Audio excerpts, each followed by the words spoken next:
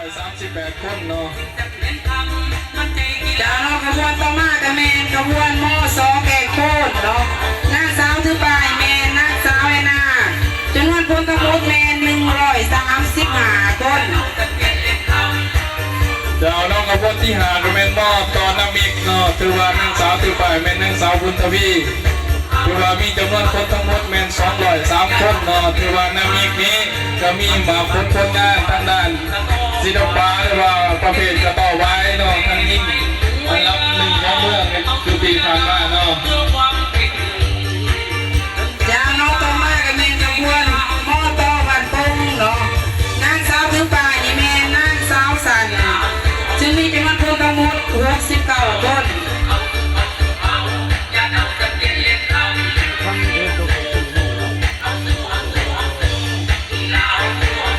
จากน้องขบวนประวากับเป็นมอตอหน้าตาลงเนาะจังหวัดนางสาวถือป้ายแมนนางสาวนวล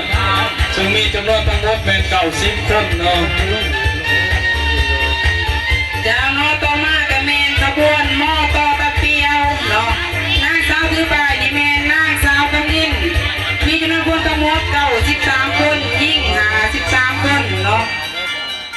จากน้องขบวนต่อมาคือขบวนที่เก่าคือมอตอนหน้าปงเนาะถือว่านางสาวถือป้ายแมนนางสาวยิตาจรเนาะซึ่งมีจำนวนคนทั้งหมด242 คนเนาะดาวน้องต่อมากับแม่ขบวนมอต่อพงศิรุนเนาะนางสาวถือป้ายแม่นางสาวการทองใสเนาะซึ่งมีจำนวนคนทั้งหมด242 คนยิ่ง147 คนจากน้องขบวนต่อมาแม่นมอต่อน้องหินเนาะซึ่งมานางสาวถือป้ายแม่นนางสาวด่านน้อยดาวน้องต่อมากับแม่ขบวนมอต่อนุ่นสว่างเนาะนางสาวถือป้ายแม่นางสาวหล่อหม้อซึ่งมีจำนวนคนทั้งหมด109 คนยิ่ง52 คน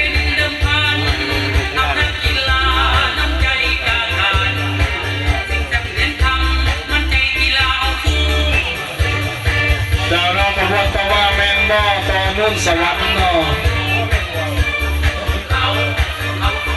ซึ่งมานางสาวถือป้ายแม่นนางสาวจามดีเนาะซึ่งมีจำนวนคนทั้งหมดแม่น130 คนเนาะ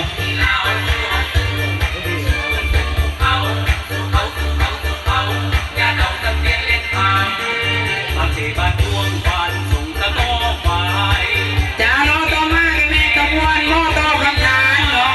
นางสาวถือป้ายแม่นางพลอยเพว่าเนาะซึ่งมีจำนวนคนทั้งหมด116 คน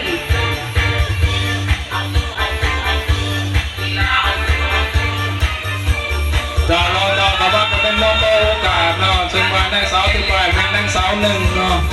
ซึ่งมีจำนวนคนทั้งหมดเป็น146 คนเนาะยิ่ง70 คน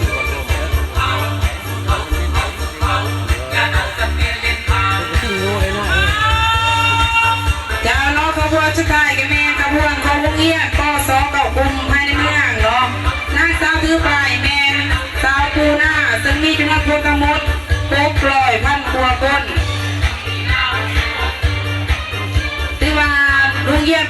ปสเก่ากลุ่มนี้เนาะถือว่าก็มีมาผลงานเนาะทั้งด้านศิลปะเนาะทั้งด้านวรรณคดีเนาะหรือว่าทั้งด้านวิชาการเนาะการเงินเป็นหน่อยประตูมันงานข่าวไปอย่าง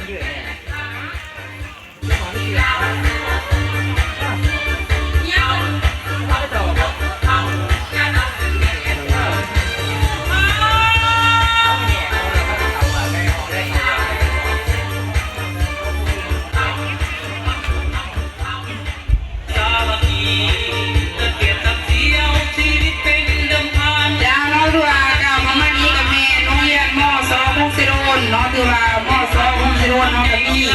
มาคนและผลงานเนาะโดยเฉพาะแม่บ้านเต้เนาะว่าเต้ทรายเนาะถือว่าทางด้านวิชาการเจ้าเนาะเราคือว่าขบวนมอสอกับทองนี้คือปีก่อนเพิ่งกันเลยครับเป็นเจ้าภาพเนาะเดี๋ยวว่า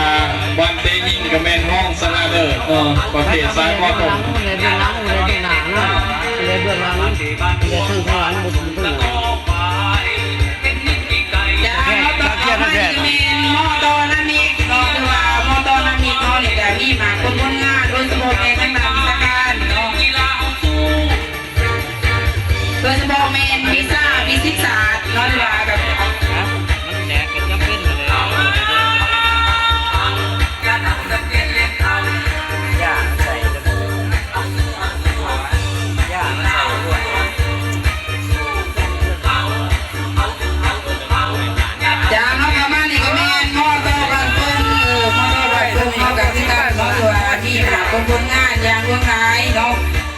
สิเป็นทางด้านกีฬาศิลปะเนาะก็เลยประกอบส่วนวันสำคัญต่างๆเจ้า จากเราคือมอต้นหน้าต่างที่ว่าที่ผ่านมาทั้งด้านวัดเดซ่ายเนาะที่ว่าเป็นในครับกันสนาเลิศกันเมืองเนาะ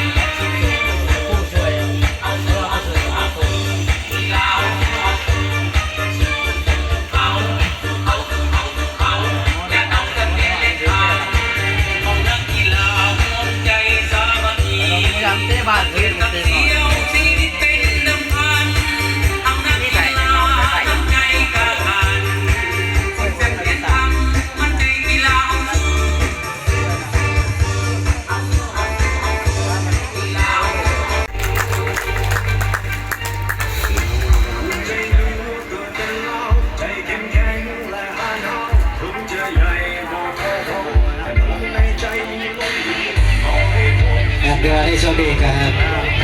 กระบวนสวนสนามก็อะไรเกินอย่างก็คือสนามแล้วก็คือว่าในเวลาต่อไปนะครับถ้าให้คณะประธานในเวลาแขกจะซุ่มศิลปะวัฒนธรรมก็ของเจ้าภาพมีอยู่2-3รายการมีศิลปะและก็กีฬาประเภทกีฬาเนี่ยก็มีเรื่องเสือเป็นสาขาก็เป็นประเพณีเป็นยีบครอบและกาวของพวกเรา